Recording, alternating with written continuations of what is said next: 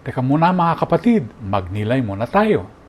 Si Ana ay nanalangin, nag-ayuno at nagbantay sa loob ng maraming taon. Nang dumating si Jesus, nakilala niya siya at hindi tumigil ang pagkukwento sa iba.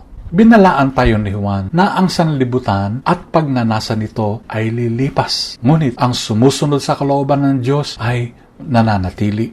Higit ang tumatagal sa pag-ibig kaysa sa pagsiklab ng pagmamadali. Si Danny Hillis, isang Amerikanong inventor at computer scientist, ang nagdisenyo ng 10,000-year clock, isang higanteng mechanical na orasan sa loob ng isang bundok that takes only once a year. Ang century hand nito moves every 100 years at ang cuckoo bird pops out every millennium. Tutugtog ang mga kampana nito ng bagong sequence araw-araw sa loob ng 10,000 years. Wow!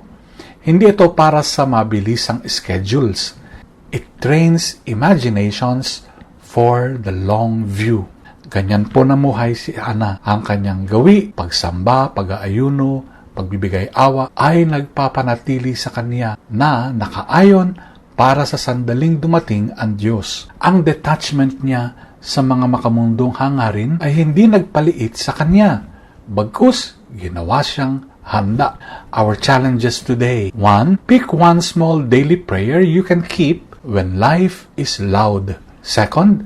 Fast from one appetite that keeps you jumpy. 3. Tell someone a concrete grace you have seen this week. Narito na ang sanggol. Huwag mo namang siyang lampasan. Pagnilayan po natin ito. Amen.